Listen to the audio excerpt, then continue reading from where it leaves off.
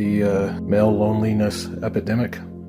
Yeah, that's me. I'm so lonely, I got nobody to talk to, unfortunately. I want to be wanted. I want to be loved. I want to be appreciated. I don't have nobody to talk to, gang. I don't got nobody to comfort me, gang. Why are men so lonely? You don't need to have 100 people at your birthday party. You need 3 people that you can go to when you're in your hardest moments. 15% of US men reported having no close friends. One of my friends said that one of her biggest icks is seeing a man cry. Being vulnerable has been a long-term difficulty. These days, women seem to want a man who is emotionally available but not emotional. Sometimes I just don't feel seen. Sometimes you do have to go outside of what you've been used to if you are trying something new with yourself. As a man, if you're listening to this right now and you're feeling lonely, I want you to know. Hey everyone, welcome back to this week's episode of On Purpose with Shetty and Radhi.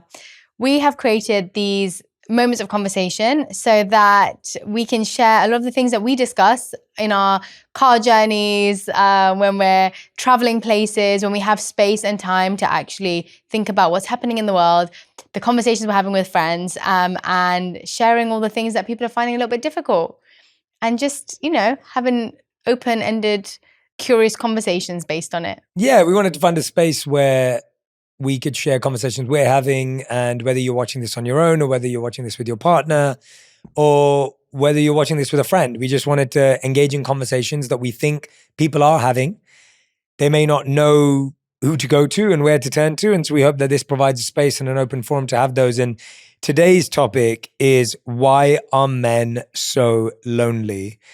And this is based on something that researchers are calling a friendship recession among men. Oh my gosh, that sounds sad. So just to set it up, 15% of US men reported having no close friends. How many percent? 15% in 2021, which is up from 3% in 1990. Only 13% of men have 10 plus close friends, Wow. which is down from 33% in 1990. And 1 in 4 US men under 35 report feeling lonely. 1 in 4 Aww. men under 35 report feeling lonely, with US men ranking lonelier than peers in the most developed countries. And loneliness was declared a national epidemic by US Surgeon General Vivek Murthy in 2023. That is honestly really sad though. But who also knew that Akon was so right with the songs he was singing back in the day? What? He has a song Lonely, Mr. Lonely. I know, but I don't think people are going to even remember that. You're aging yourself for that. No, but It's more like Justin Bieber has a song called Lonely. Does he? Yeah, that's one of my favorite. I love that song. Oh. You know it? No. It's so good. But all that to say that men are really speaking about it, but we're just not listening. That's what we're... That's really what it is. People are somehow talking about it, but we're not listening.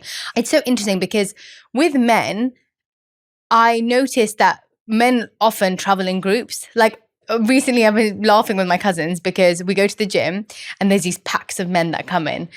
Girls will be alone, they'll be doing their own thing, but there are 2, 3, sometimes a pack of 6 men who are hyping each other up in the gym, working out. Like I noticed that a lot, but I noticed it so much more in sports. And so when I was thinking about it, I realized that so many men connect through activities. Women connect through, we'll go get our nails done together. That's a space to talk. You can't do much else but talk. You go get a coffee. What do? You talk and have a coffee. And I think a lot of the way that women spend time together create space for emotional conversations, create space and time to have that. Whereas a lot of the time when men meet, they go to the pub to watch a game, they'll play an activity. It doesn't leave room or space to have a conversation except for before, like, oh, did you watch that game? And then after it's like, oh yeah, I'm going to go watch the other game. And so I think... Is that what men sound like to you? Yeah, that's what they sound like. I'm just going to have a pint. But I think that the way that they spend time together kind of reflects what you're talking about. Yeah. That's that. Yeah, I never thought about it like that. You're Men, right. get your nails done more together, okay? You're right that I have to make a concerted effort to find time to talk to my friends before or after we play pickleball or paddle or whatever it may be. So you're spot on. The way I like to spend time with my friends is we play sports together, we're outdoors together, we're watching a game together. So I have to make an added effort as a man who does not feel lonely. I have to make an added effort to spend time with my friends. Now, I get this question a lot because we also both moved. And so I live in LA now, we live in LA, and we were born and raised in London. So all my best friends, i.e. my friends that know me the best, know me 360, all live in London. And one of them just moved to Dubai. And so when I tell people that I speak to my best mate, who was my best man at my wedding 3 times a week, most people are absolutely shocked. Yeah. They're like, how? Now, I have to give credit because he also picks up, he also makes time, he also makes a massive effort. But the reality is that at one point I realized that if we were not talking 2 to 3 times a week, I would feel lonely because he is my closest friend. He does know me the best. He has known me for the last 20 years. Yeah. And so for me, that setup has what's allowed me to not feel lonely because my life is busy. Also, I think when you get married, naturally, on the weeknights, I want to spend time with you. Yeah. And we're investing in our relationship. And my friends who are in relationships are also investing in their relationship. So if I'm now only seeing mates once a week, maybe once every 2 weeks, maybe once every month, how are we going to keep that relationship up? How am I not going to feel lonely? Because I don't have the time to be vulnerable. If I'm only seeing you once a month, I may not be confident or comfortable enough to open my heart, to be vulnerable. And I think for men in general, being vulnerable has been a long-term difficulty. I think about a lot of the men that I've seen and who've had that kind of surface level connection, not surface level, but not a place of conversation with their friends where they can really speak about their heart. I'm actually feeling really down today. You would not normally hear a man say that to their friend. How can someone who's used to doing these activities with their friends, who's used to connecting to them based on having a drink or going out and playing sport, how do you make that transition? Because I saw this trend on TikTok. And it was these guys calling, the good night trend, but then it also turned into the one where you call and say, I'm just calling to say good night to you. And then also there was a trend saying, oh, do you think I should get therapy? A guy calling and asking their friends, do you think I should get therapy? And it was really interesting because you could tell the guys who don't have that connection with their friends and be like, oh, why are you being such a loser? Why do you just go get, Wow. or saying, I didn't see that. Or saying, making fun of it versus even believing that it could be true. And so how would a guy who's so used to having 20 years of this friendship where it's based on jokes and laughter and not really talking about what's going on, make that switch? Because that can be quite uncomfortable for a lot of people, I imagine. I mean, you've raised such a good point, and I never saw that trend, but that's actually really sad for me that even in this day and age, when a man has plucked up the courage to say something like that it's met with that kind of reaction. Yeah. Because you'd hope that there are athletes today who've talked about their mental health. Understand that it's okay to not be okay. It's time to talk. It's time to change. You got so much responsibility as an athlete to your team. You got to play at a certain level, and your teammates counting on you. You got the pressure from the media. Everybody's going through something, and everybody, has things that you can't see, you can't touch. It is time for sport to accept its responsibility with this issue. There are athletes and sports and actors and musicians, male, who've spoken about the challenges with their mental health on all their platforms. I feel like we're living at a time where some of the toughest, strongest men on the planet talk about these things. And so I think we've got to shift the narrative that when you say something vulnerable, that you're weak or that in some way you're a loser or in some way that you're not strong. But I think as we have these athletes and superstars talking about their pain, I think there's also been a trend online, which is of the alpha male, which is this idea of if you're a high value man, you don't talk about your feelings. You just have discipline and you break through it. And I always find this really, really interesting because I consider myself to be quite alpha and I consider myself to be quite emotionally engaged. And so I've always tried to do both. And I don't see them as a paradox. I see both as strength. Right. So I'm disciplined. I enjoy working out. I enjoy competition. Yeah. I love all those things. Yeah, you're nodding because you're like, yeah. Yeah. I'm extremely competitive. And at the same time, I think talking about my feelings is really important. Emotional vulnerability is really important. And being able to make space for my friends and share is really important. So I think a part of it is, first of all, accepting within yourself that it's okay. Right. I think even before you start looking for people to share it with, do you still think it's a weakness? Because if you think it's a weakness, then when you share it and someone rejects it, you're just going to go and climb into your shell even more. Yeah. But if you think it's a strength and you believe it's value and you believe it's something you need, this is the hardest advice to give, but it's true. You can have your friends that you play football with and have bants with and have jokes with. And if they're not the ones that you can share this with, you may have to find a separate group of friends where you can talk about these things. And that doesn't mean you abandon your old friends. It doesn't mean your old friends are bad. It doesn't mean you have to leave them. It just means that you may have to start creating a community of new men that you can have this community with. Yeah. Because if you're being met with you're a loser, dude, you don't need therapy. You just need, to get a pint down the pub. Like if you're being met with that, then that's not an easy wall to break down. No, it's not. And first you should try with your friends. You should try with the friends you have. But if you don't, you are going to have to start constructing a new group. I've been seeing these really cool, I don't know why I'm getting these ads, but these really cool ads not ads, but when there are retreats and stuff happening. And there are so many men's retreats that happen. There are, yes. And I think, I remember recommending this to a friend whose partner was struggling. And I was saying, why don't you meet completely new people who are going somewhere for the same reason? If someone's going to a men's retreat, that means that they are lacking male friends. They are wanting to speak to people who are wanting to open their heart, connect, heal things from their past, whatever it is. But sometimes you do have to go outside of what you've been used to if you are trying something new with yourself.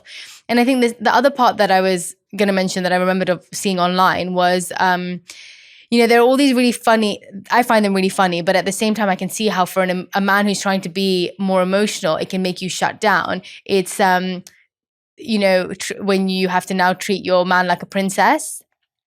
And it essentially saying that men are being too emotional these days. And I think these days, women seem to want a man who is emotionally available, but not emotional. So they want someone who's emotionally available, like, I need him to understand me and I want him to get where I'm coming from and I want him to be attuned to me, but then I don't want him to cry. Like I don't want him to, I remember when we were talking about icks, one of my friends said that one of her biggest icks is seeing a man cry or like be emotional. Wow. And I was like, oh wow, like, okay, it's so interesting. Yeah. But I do think whether a woman says it or not, there's quite a few people who feel that way, where a man crying is still seen as being a weakness, but I still want you to be emotionally available to me. And so I think for men seeing stuff like that online, people think it's just funny, but I think that can be really difficult because it stops you then from also being okay with the idea that I should be able to cry, be unhappy, show that I'm feeling upset, depressed, whatever it is. And so I think a lot of what we see online can really play a role in how we feel. And that's what makes it hard for men, because they then think, now whether that's, sometimes it's so interesting as well because social media perception is also not reality. Totally. But then we start believing that is. And then men go, God, I can't share that emotion around her because she's going to think I'm weak.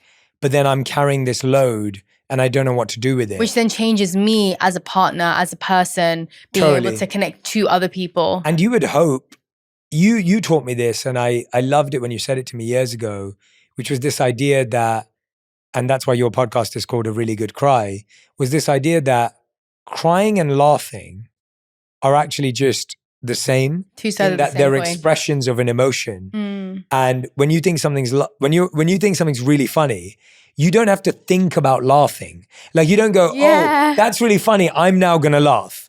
You just laugh because it's funny. You don't have to think about crying. Crying is something that happens when something affects you in your gut or your heart or your emotion. You just cry. You don't go, oh, now I'm going to cry. You also don't stop laughter, but people stop tears. Correct, yeah. Or people will say, stop crying, stop crying. You never say to someone, stop laughing, stop laughing. Right. It would be a weird thing to say. Yeah. Yeah, and we say, oh, no, don't cry about that. Don't cry about that. It's okay. And it's like, you wouldn't say, don't laugh about that, right? Unless it's something offensive. This was earlier this year, but Kendrick Lamar did a cover for Harper's Bazaar. And in that piece, he talked about... Wait, they not like us. They not like us. Oh no, wrong person. No, that is the right person. Oh, there you go. Yeah. Good. All right. So he said, Mhm. I'm sure he's going to be really impressed by that. He said, my tears is all on the internet. So Lamar says in reference to a viral moment where he cried on camera. And he goes, and now I look back and I love that moment. I love that that happened because it showed me in real time expressing myself and seeing all the work that I put forth actually come to life in that moment. Wow. Right. And that's Kendrick Lamar, like who's, Yeah. you know, won like, I don't know how many Grammys this year and performed at the Super Bowl. And he's saying that. And he goes on to say, my pops, he was tough. He never showed weakness. And I learned to experience that. But for what I do, there is certainly no growth without vulnerability. If I understood the power of vulnerability earlier, I could have had more depth and more reach to the guys that was around me. I don't know whether I'm more shocked at that or the fact that you were at a Drake concert last week and now you're quoting Kendrick Lamar. Why are you trying to start beef? I'm not, I'm just saying. Why are you starting beef, Radhi? Why are you starting But honestly, beef? Kendrick, those were some bars. Right? It's just, I'm sharing that because I hope it's empowering for men because you see, you know, all rapper, the conversation yeah. around Kendrick is like, oh yeah, rapper, he's having this rap battle, he's at the Super Bowl, you know, all this stuff. And it's like, but this is what he's saying about himself and his life. And he's talking about how his dad was tough. His dad never showed any weakness and he learned that, but he's actually saying, I wish I learned the power of vulnerability earlier. And so I'm like, that's coming from, you know. It's really difficult for people who, you know, they're just thinking about him as a rapper, but it's, I guess if someone who's a rapper and in that scene and in that environment can do something like that, it gives hope to people who maybe in an environment like we were talking about before that find it difficult to break out of that same cycle of spending time with people. But I do think that the community is the key factor to feeling like you can open up. And I think building community is one of the hardest things that people find. And that's why I think loneliness, especially in men, if they're not in a partnership that also forces them to come together with couples and meet other men, it's like, where do people meet other people? Yeah, and that's what I think. But I think the other challenge is for men is that I think women like to gather in groups, but sometimes men have better conversations one-to-one. Right. I was at dinner last night with a guy that, someone that I became friends with early on. We were part of a meditation group that I was teaching. I bumped into him randomly at a grocery store once. We spent 3 hours that evening together. Oh, wow. Oh, yeah. We both have crazy travel schedules. We don't see each other often, but we happen to be in London. He's leaving today. And we made time to go to dinner together.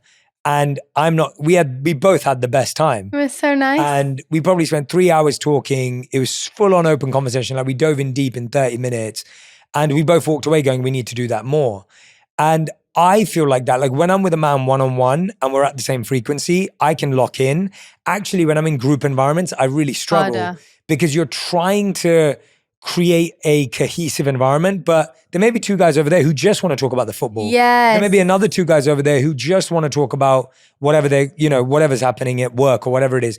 And then there's a couple of you that actually want to go deeper, but you can't because you can't direct what 8 people are doing. It throws off the frequency. Yeah, whereas I feel like women will Yeah. all talk about one subject Yes. together. Whereas I think a lot of men, I know personally that I feel building one-to-one friendships is the space where I get to do that. And it was interesting because this was talking about emotional conditioning and how girls and boys start out on the same trajectory of prioritizing friendships, but boys feel pressure to give up their same-sex friendships because it feels girly. Oh, So that idea of like hanging out together and us talking about our feelings, boys are conditioned to feel that that's a girly thing to do.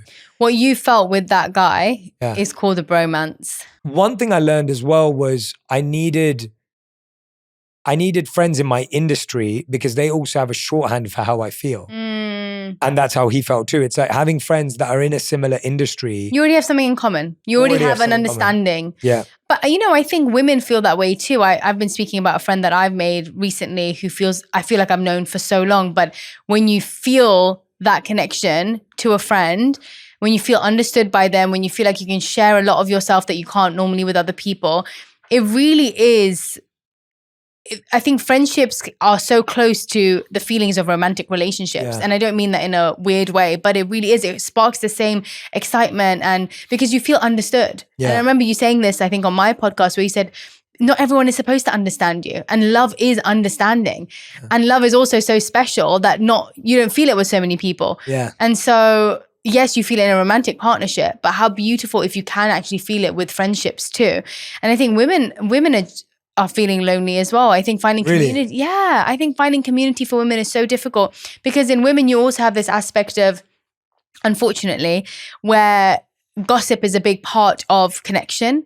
And I think that makes a lot of women feel insecure in friendships because gossip ends up being a big part of it. Now, you feel like if you say something to someone, they're going to tell someone else in the group, and that trust being broken makes it uncomfortable to actually be vulnerable. Yeah, I think so. I think that's a big part of female friendship, unfortunately, especially what I grew up with. And I think this one-to-one connection, what you said, is very important, because even for women, finding that one-to-one connection where you feel you can confide in this person. I think for women, a big thing is trust. That, can I trust what I'm telling this girl? She's not judging me. She's not going to share it with anybody else. I think that's something that's quite rare. Yeah. It's interesting hearing about it from that perspective. I found the one-to-one thing to be the solver for this. I've recommended it to so many of my male friends, and I've said, guys, we always hang out in big groups. And I used to be a pack person. Yeah, and I've always loved hanging out in big groups, and I've recently started spending individual time with someone that I really want to spend individual time with, and it makes such a difference. Yeah. I think it's also like you have to find people who want to do this. So not every person I go out to dinner with, like yesterday, is somewhere where I walk away going, oh, we could do this anytime. Because maybe the conversation stays surface level. So there is a bit of frequency matching. You have to assess the situation. Yeah, like I don't think, and I also don't think every friend of yours, to be a real friend, has to have a deep conversation with. There are friends that I'm happy to call up and be like, did you see what Manchester United just did? Like, I want to have that relationship with them. And I would love if that can also go to, mate, how are you feeling today? But not every relationship has to do that. And so sometimes I also feel we put too much pressure on everyone in our life to be everything. What do you think are some good questions then that people could ask themselves, like men? What are some good questions that men could ask themselves to understand, am I feeling like I don't have a good connection with people? But then also questions that they can maybe open up this idea of vulnerability with their friends with, that doesn't feel too scary or too intense. We all want to feel better, to have more energy and more focus throughout the day. That's why I co-founded Junie, a sparkling adaptogenic drink made with powerful ingredients like ashwagandha and lion's mane. It's designed to boost your mood, support your focus, and give you natural energy, all without the crash. A new classic reimagined. We're so excited to officially launch our new lemonade iced tea flavor. When we created Junie, my goal was simple. I wanted to make drinks that help you feel balanced and energized without compromise. Our upgraded take on the classic Arnold Palmer is crisp, refreshing, and crafted with adaptogens to support energy, focus, and mood, all with zero sugar. Be among the first to try it. Available exclusively at drinkjunie.com, where you can use the code ONPURPOSE20 for 20% off your first order. Cheers to your daily mood boost. We all want to feel better, to have more energy and more focus throughout the day. That's why I co-founded Junie, a sparkling adaptogenic drink made with powerful ingredients like ashwagandha and lion's mane. It's designed to boost your mood, support your focus, and give you natural energy, all without the crash. Get your daily mood boost with Junie at Whole Foods Market, or head to drinkjunie.com to find a store near you. So if a man wants to know whether he's lonely or not, do you have 3 friends that you could call at 3 a.m. and share something that you're struggling with? Even one friend. Even one friend. Yeah. That's something I would look at. And then I would also ask for a man, do you have one friend that you could call to share your biggest win with? Because sometimes that can be harder. Good one. Because sharing your pain is hard, but sharing your success is harder because it can come across as bravado, arrogance, etc. And so you may feel you have to play your success down. And so I think that's what I would look at. So that helps you figure out whether you're lonely or not. And then it's like, do you feel you have someone in your life who doesn't judge you and gives you the space to be all of yourself? And that's what you said. Women need that too. We all want a space in Yeah. our life where we feel seen and not judged. Yes, exactly. Actually, you say this. This is really interesting. This guy came up to me. He worked at the restaurant that I went to last night. And he came up to me afterwards when I was leaving. And he said, hey, I listened to the podcast. Really love what you're doing. Me and my wife love what you and your wife are doing. And he said, but sometimes I just don't feel seen. Oh, interesting. And he said, sometimes I feel only successful people feel seen. And I'm still trying to become successful and I'm not there yet. And I said to him, I said, actually successful people also don't feel seen because they feel seen through a particular lens. Whereas the most seen I feel is when I'm with my wife or with a deep old friend that I know and they see all of me. And I was like, you're going to feel more seen if you spend time with people deeply and individually than you are if you have a global brand. Yeah, if you have lots of eyes on you, If you have lots of eyes, feel seen. it doesn't mean you feel seen. Yeah. It's like you have views, but you don't feel seen. And because people are ultimately catching you for 30 seconds and making a judgment on you. Yes. And so anyway, I know I got off on a tangent, but... No, but that's really, that's such a good point. I think, even when you're younger, you think you need more friends and you have to have multiple people that you can do different things with. But as you get older, you realize that it's not necessarily about having how many people you can invite to your birthday. I was planning my birthday recently and I remember calling, I was like, I think I have like 8 friends who I can call here, maybe. And I don't even know whether all of them are going to end up coming. And at that time, it made me realize how thankful I am for just those 8 friends. It wasn't, oh, I've got 20 family members coming and like 8 friends coming. It was, oh, wow, I've got 8 friends that are here that I want to spend time with. And then I was trying to collect other people and add people to it that I was like, do I really need these people here? Or am I trying to collect numbers to feel like I've got more friends unnecessarily? And so I think the views versus being seen is a really important part of when you're thinking about friendships, because you don't need to have 100 people at your birthday party. You need 3 people that you can go to when you're in your hardest moments, when you feel like you've done something that you need to talk about, that you're judging yourself about, that you feel that person's not going to judge you for. And that's so much more important than having the 30 friends at your birthday party. I'm so glad you made my tangent relevant. Yeah. It was really good. That was really good. But no, that's exactly it. Like I think a lot of men feel lonely because we're always in crowds. That's the idea, that you're always in groups. And so that same idea that you're saying is that we've always been taught that more friends means more happiness. Yes. And less friends can actually equal more happiness if there's more intimacy and more depth to that relationship. Loneliness is linked to depression, anxiety, dementia, diabetes, stroke, and heart disease. And loneliness can be as harmful as smoking 15 cigarettes per day. When I worked at the hospital, I would do these clinics for elderly, and it would be to do with them not eating. And it was so interesting. The underweight people that used to come in the elderly clinics would be like 80% men and only 20% women, because they talk about how, especially for men, their eating habits, the way that they connect to people, if they're not having that interaction and if their partner's passed away or whatever, they lose the will to do much else in their life. And so it was really interesting seeing how 80% of those people that were coming in at an older state were people who were lonely, spent most of their time in their home.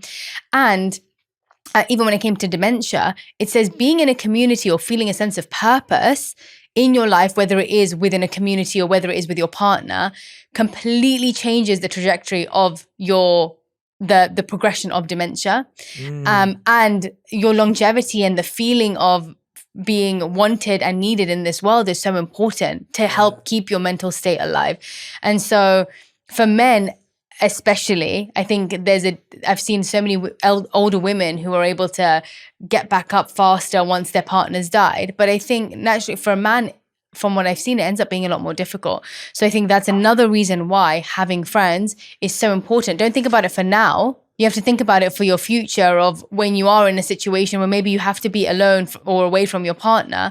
Do I have people that I'm going to be able to turn to in those moments? Because that's what community is supposed to be there for. Yeah. And the research shows that men are happier when they're married, but women are unhappier when they're married. Really? Yeah. Or at least. Oh my Lord. I think the actual study says that men live longer when they're married, and women don't live as long when they're married. Because I've seen that. Women carry on more stress. Yeah.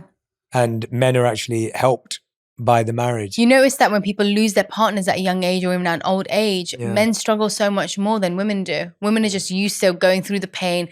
They also are used to most of the systems and the things that they have to do in the house. Like they're able to adapt faster. Yeah. Whereas I think for men, that's really difficult. Yeah. This one was really interesting, and it's kind of based on what you're saying.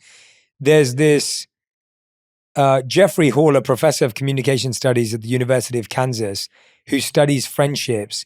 He previously found it can take 200 hours to make a close friend. 200 hours. And he talks about how men rely on their wives to develop the social calendar. So they think she'll do it and I don't have to do it.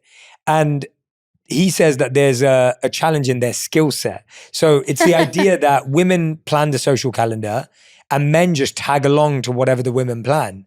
And so they don't ever think about, well, I need to find a man, I need to do this, I need to do that.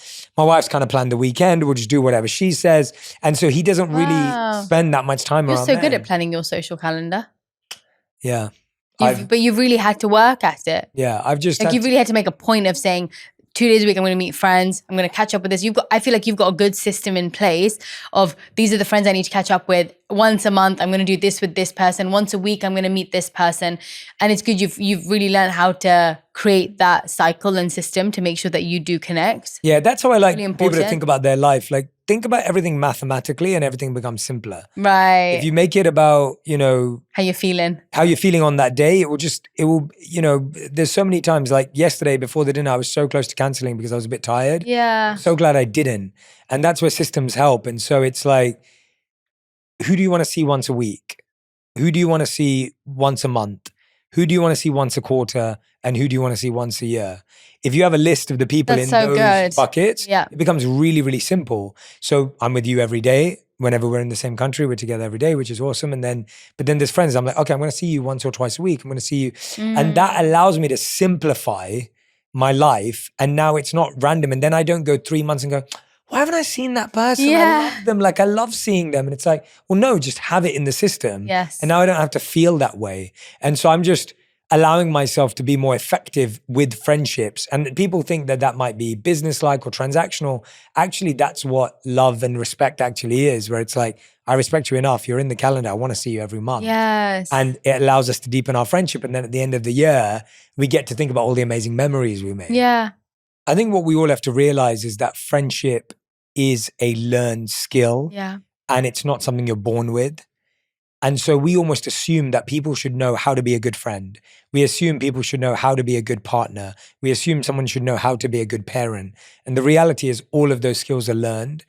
And so for me, as a man, if you're listening to this right now and you're feeling lonely, I want you to know that there are other men out there that feel lonely, which means that you actually have the opportunity to become community for each other. And that truly starts with you having the courage to share something vulnerably, openly, honestly, and seeing who matches that frequency. Right. And it's as simple as that is not everyone's going to match your frequency. Someone might joke with you. Someone might laugh at you. Someone might just play it off. That's okay, because chances are in 5 to 10 years' time, they may come back to you and say, I'm sorry I did that. I'm going through something right now. But for now, they aren't that person. That doesn't mean they're bad. It doesn't mean you reject them. Just go find the people that you want to connect with. How have you seen men in your life, apart from me, struggle or do well in friendships? What has worked for them and what has not worked for them? I think sometimes, well, especially in our community, men have a lot of family members that they can like socialize with. But I have noticed as time goes on, I think about my dad, and I remember he used to have like a huge social life when he was younger. And then as he's gotten older and older, that pool has definitely gotten smaller and smaller. But I randomly walk into his office, or I randomly walk into the room, and he's having a conversation with his best friend, Mike Uncle, who he's known since he was at university. And they're talking about things, whether it's to do with their physical health or their, here and there, but they'll still have these once a month catch-up conversations. He doesn't really see them. They don't go out necessarily. They don't go out and have a meal together. But he has these 2 or 3 people who I know he is speaking to. There's like Andreas, there's Mike Uncle, there's one other person. I know that he has these people that will check in on him and that he's checking in on. And so I think friendships also change as time goes on. They don't have to look the same way. You don't have to be going out I don't know why I keep saying the pub. Why do I keep thinking that that's the thing? You're in London. You don't have to keep going out to the pub to meet your friends, but you know that those people are still available to you. And so I think what you were saying is, can you make that call?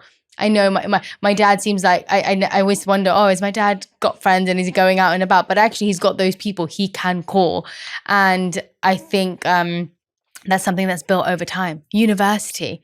And he's in his 70s, he's like 70 now. And he's kept that connection from that point. He knows every time I struggle with anything or he thinks he needs something, he calls them. And he knows that they've got the advice or they've got the ability to help him. And I think that has been, again, it's a learned skill. It's been learnt and built over since he was 20 years old till 70. And that takes work. That takes the phone calls every week, the checking in every month, showing up when something's happened in their life. And so I think it takes a lot more effort than just, let's book a tennis court. Yeah, absolutely. Thanks for listening, everyone. Drop in the comments how you've been creating great friendships, what you're struggling with. Maybe you'll even connect with people in the comment section, which we'd love to see. And make sure you tag me on Instagram and TikTok, me and Radhi, on what's resonated with you, what you're trying, and the great friendships that come from this. So thank you for listening. Hey, everyone. If you loved that conversation, go and check out my episode with the world's leading therapist, Laurie Gottlieb, where she answers the biggest questions that people ask in therapy when it comes to love, relationships, heartbreak, and dating. If you're trying to figure out that space right now, you won't want to miss this conversation. If it's a romantic relationship, hold hands. It's really hard to argue. It actually calms your nervous systems. Just hold hands as you're having the conversation. It's so lovely.